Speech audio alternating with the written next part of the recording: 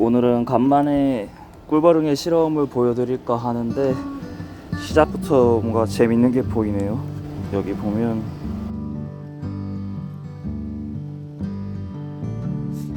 시작부터 좀 혐오스러울 수 있긴 한데, 네, 대벌레가 짝짓기 중에 있습니다. 얘 대벌레 맞겠지?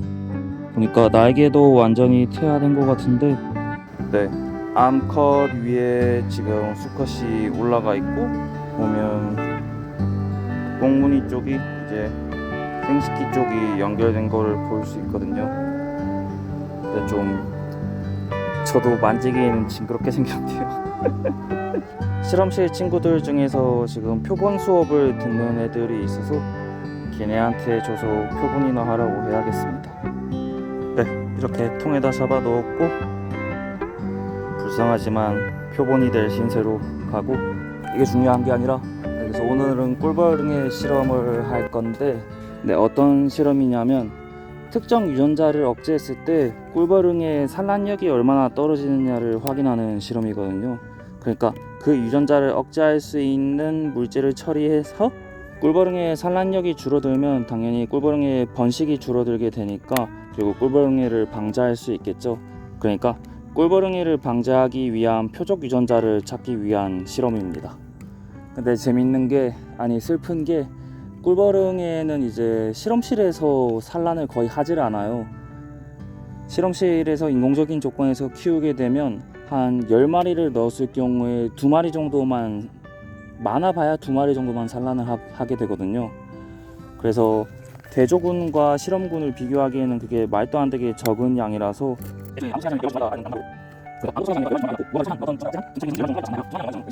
그렇게 되면 애초에 비교하기가 어렵기 때문에 이제 야외에서 직접 벌통 안에 꿀벌응해를 넣어서 실험을 해야 되는데, 그 과정이 살짝 복잡해요. 그래서 오늘은 그 과정을 하나하나 하는 걸 좀 보여드리겠습니다.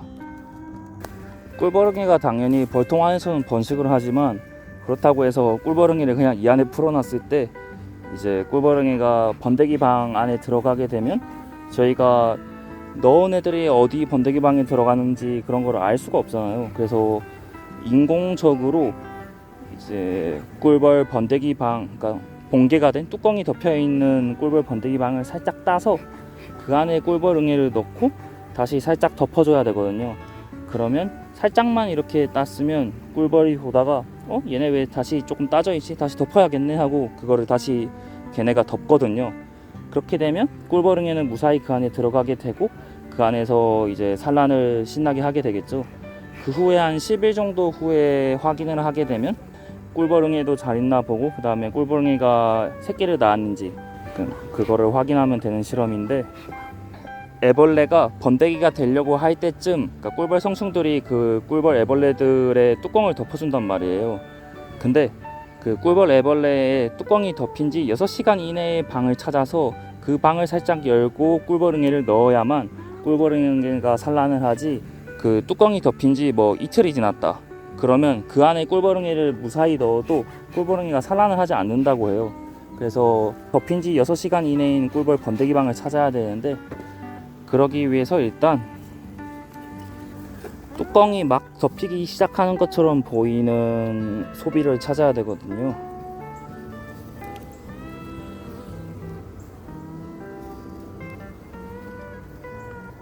자,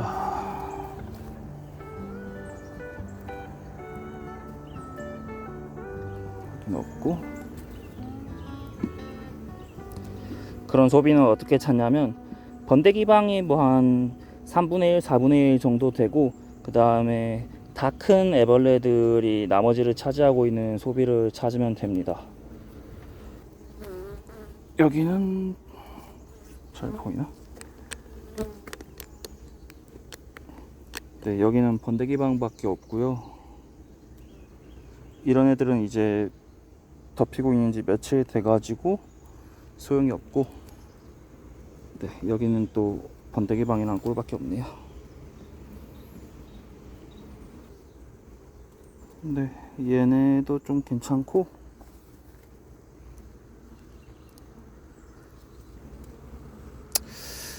이 벌통에서는 저 소비 하나가 다네요. 이것도 지금 원래는 탈탈 털어버리면 되지만 그러면 꿀이 좀 많이 떨어지게 되거든요. 그러면 번데기 방에 묻어서 실험에 안 좋은 영향을 미칠 수 있어서 지금 솔로 살살 털어내고 있고,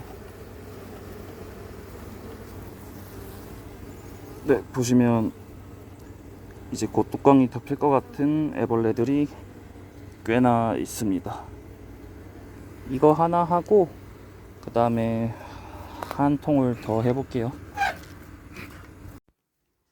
네, 실내로 들어왔고 지금 소비 3개를 가져왔거든요. 그래서 양쪽에 6장이죠.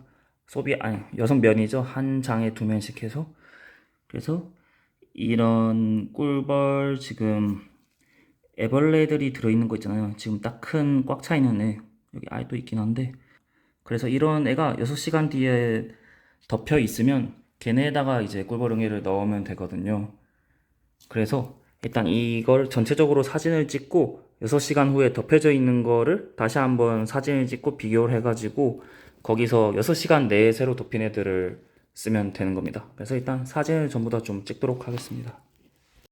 네, 이렇게 마카로 순서를 표시를 하고 사진을 다 찍었고요. 재밌는 게 이 마카가 이제 여왕벌한테 표시할 때도 쓰고 실험할 때 일벌들한테도 표시할 때 흔히 쓰는 마커거든요. 근데 제가 사진을 찍고 일일이 비교하면 귀찮을 것 같아서 예비 테스트에서 꿀벌응애를 넣은 후에 이렇게 덮개에다가 마카로 한번 색칠을 해봤었거든요. 넣은 걸 쉽게 표기하기 위해서. 근데 그러니까 다음날 꿀벌들이 마카가 표시된 곳에 아예 그냥 애벌레, 꿀벌 애벌레까지 싹 없애버리더라고요. 그래서 얘네가 순하다고만 생각했는데 꼭 그런 건 아니고 확실히 냄새가 많이 나고 꿀벌들이 안 좋아하긴 하나 봅니다. 사실 여왕벌 마킹했을 때도 이걸 마킹하자마자 넣으면 공격하는 경우가 있거든요. 그래서 마킹을 한 후에도 제일 좋은 거는 살짝 마를 시간을 줬다가 넣는 게 제일 좋긴 해요. 네, 어쨌든 그렇고, 그러면 얘네는 이제 다시 벌통 안에 집어넣어서 6시간 후에 이제 덮여있는 애들을 확인을 할 거고, 저는 꿀벌응애를 좀 잡아오겠습니다. 네, 꿀벌응애도 잡아왔고, 그러면 실험실에 가서 유전자를 억제하기 위한 물질을 처리한 후에 다시 돌아오도록 하겠습니다. 6시간 뒤에 오겠습니다. 네, 6시간 지나서 이렇게 유전자 발현을 조절한 꿀벌응애도 가져왔고, 그리고 지금 여기 소비를 다시 가져왔거든요.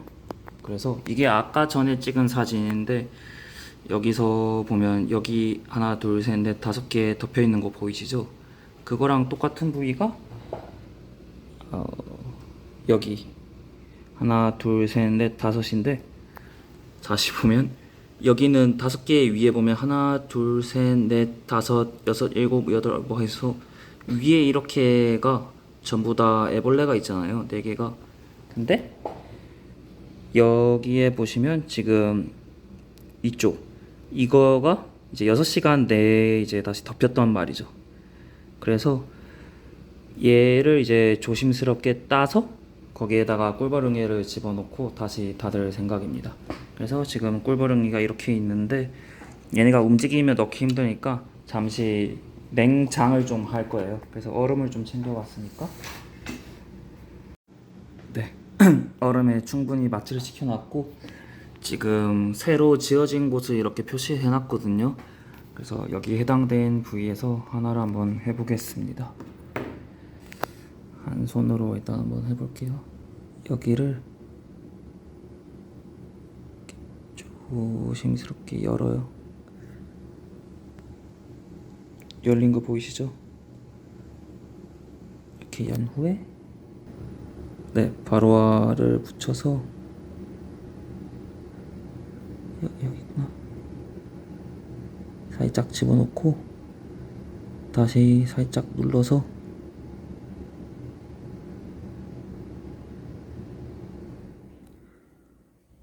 네, 이렇게 닫습니다. 조금 실패한 것 같은데 일단 해놓고 하나를 더 해볼게요. 여기 바로 위인데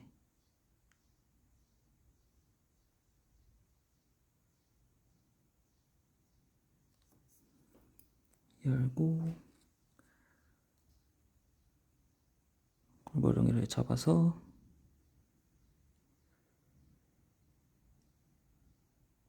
집어넣습니다.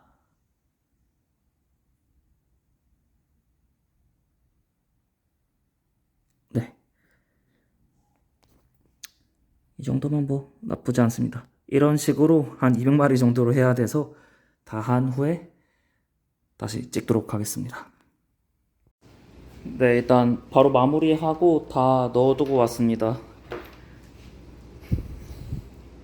총 한 200마리 정도 했는데 지금 밤이 다 되고 있어가지고 밤벌이 너무 무섭기 때문에 찍을 생각도 못하고 일단 바로 넣고 왔고요. 이제 10일 뒤에 와서 확인해 보도록 하겠습니다. 네, 11차가 돼서 양봉장에 다시 왔습니다. 그래서 지난번에 접종했던 꿀벌응애를 이제 그러니까 번데기 방을 열어서 꿀벌응애가 얼마나 번식했는지를 확인할 예정이고요. 그럼 일단 벌통에 가서 그때 표시했던 소비를 꺼내오도록 하겠습니다. 네, 이 벌통에 넣었었고 한번 확인해 보겠습니다. 여기 3, 4, 7, 8 표시되어 있는 두 군데에다가 3개의 그룹을 실험을 했고 한번 봅시다.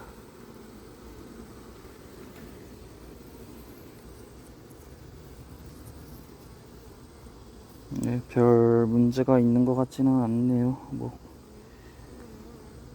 문제가 있을 게 없죠. 벌들을 다 털어주고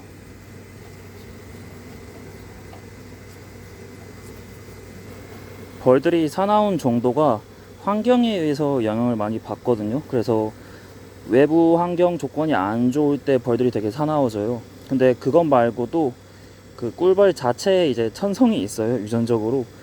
근데 이 벌통은 보니까 전반적으로 좀 순한 벌들인 것 같더라고요. 그래서 별로 쏘이지 않아서 좀 편하게 실험을 할 수 있습니다. 반면에 지난번에 꺼냈던 다른 벌통 하나 같은 경우는 너무 사나워가지고 한 번 실험을 할 때마다 한 대여섯 번씩은 쏘인 것 같아요. 근데 사납다고 해서 사실 완전 무조건 나쁜 건 아니거든요. 왜냐하면 사납다는 게 그만큼 민감한 애들이고, 그래서 다른 천적들 아니면 다른 꿀벌들로부터 이제 집을 굉장히 잘 지키기 때문에 자연 상태에서는 확실히 유리한 면이 있는 성질인데, 네, 사람이 키우는 꿀벌 같은 경우에는 사람이 가축화를 한 거거든요. 꿀벌들의 천적은 사람이 다 잡아주니까 그런 민감성은 필요가 없기 때문에 사람들이 이제 키우기 편하게 순한 애들만 계속 지속적으로 교배를 시키고 했기 때문에, 네, 그런 가축화를 통해서 꿀벌들이 순해진 측면이 있습니다. 이 정도만 털고 뚜껑을 닫아주고 들고 가서 마저 털겠습니다. 벌통 근처에서는 벌들이 계속 달라붙기 때문에 좀 떨어져서 터는 게 좋아요.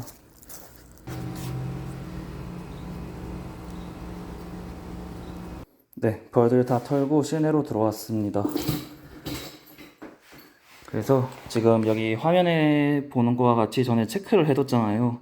꿀벌응애를 넣어둔 번데기 방을 체크를 해둔 건데, 그거를 일단 여기에다가 표시를 다 한 후에 그 다음에 하나하나 까서 거기 얼마나 있는지, 꿀벌응애가 산란을 얼마나 했는지 한번 보겠습니다. 찾는 게 되게 쉽지는 않네요. 아우, 좀 헷갈려서 일단 네, 다 표시를 한 후에 다시 촬영을 하겠습니다. 제가 번데기 방에 마킹을 하고 몇 개를 파봤었는데, 파다가 보니까 좀 충격적인 결과가 나와서 제가 영상을 찍는 거를 깜빡했습니다. 근데 어떤 식으로 하냐면 컴퓨터에, 컴퓨터에 있는 사진을 보고 넣은 곳에다가 이렇게 마킹을 하고 그 다음에 마킹한 곳을 네, 뜯습니다. 이렇게 뜯고 그 다음에 번데기를 빼내요. 네, 이렇게 빼낸 후에 이제 이 안에 꿀벌응애가 있는지, 그리고 꿀벌응애 새끼들이 있는지를 확인하는 거거든요. 확인을 해봤는데, 네, 물론 뭐 번식을 한 것도 있고, 아니면 꿀벌응애 자체가 없는 것도 있고, 그리고 꿀벌 자체가 사라진, 그러니까 번데기 자체가 사라진 번데기방도 많았어요.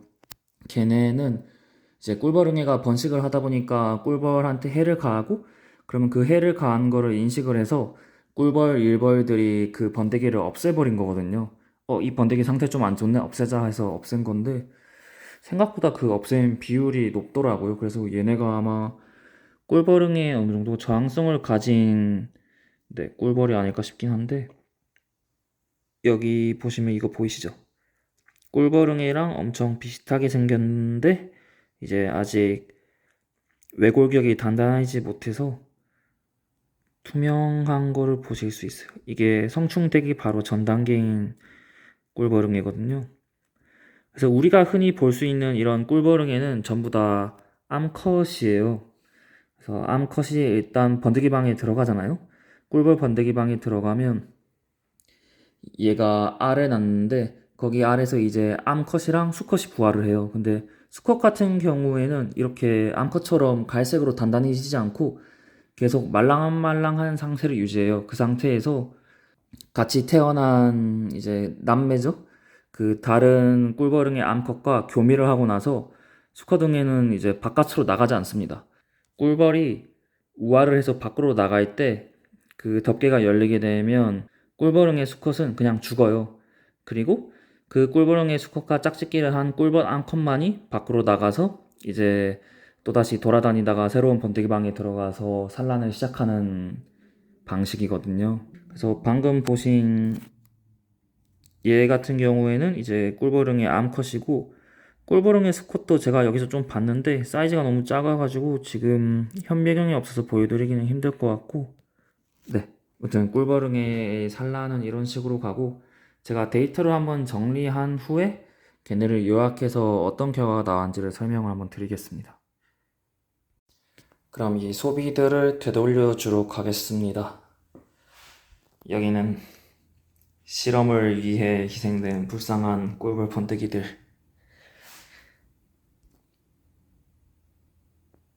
이제 성충이 되려고 하는 애들도 꽤나 있더라고요. 무튼 얘네는 그래도 뭐 새 모이라도 되게 밖에다가 뿌려주고 오겠습니다. 네, 결과를 보여준다던 저는 왜 또 소비를 들고 왔을까요? 실패했습니다. 실험은 한 번만에 성공하면 실험이 아니에요. 실험은 고난과 역경의 연속입니다.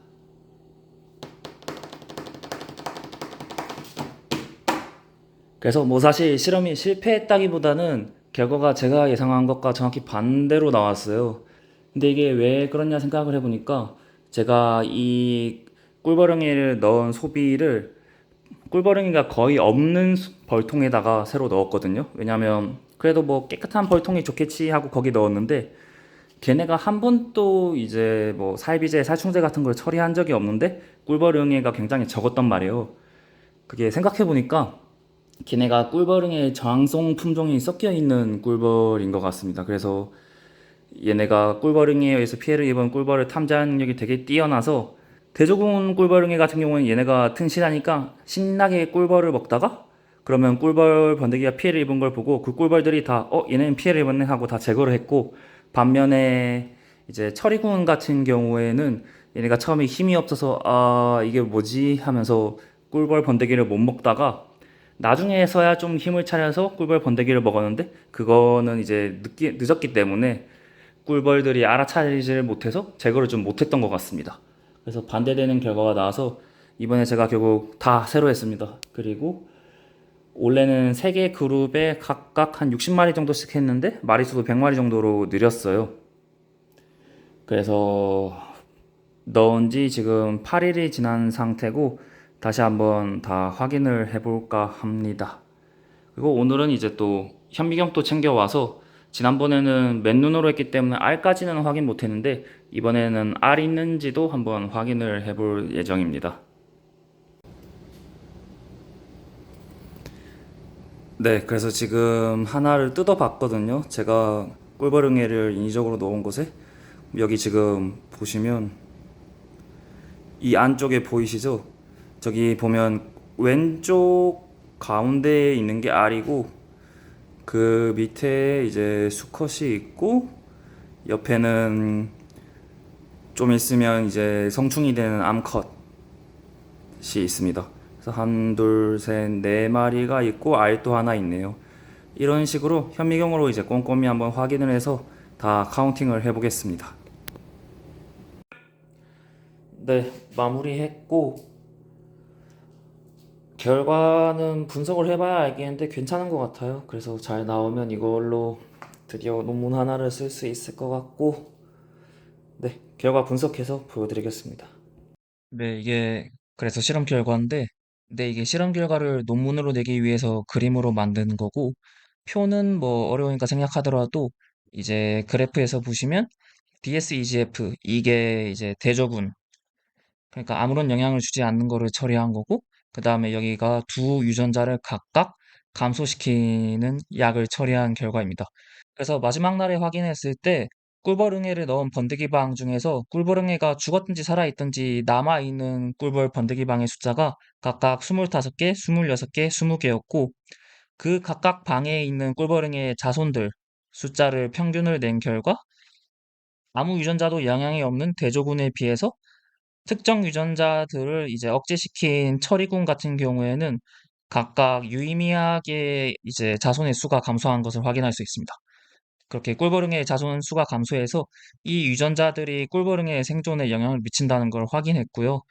그래서 이 내용으로 논문을 낼 생각이고, 그리고 이 유전자들이 꿀벌응의 침샘, 그러니까 타액 분비와 관련된 유전자들이거든요. 그래서 타액 분비 자체를 조절할 수 있는 화학 물질을 처리함으로써 꿀벌응애를 방지할 방법을 앞으로 더 연구할 예정입니다.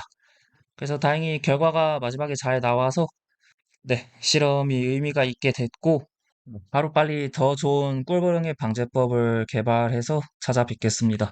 감사합니다.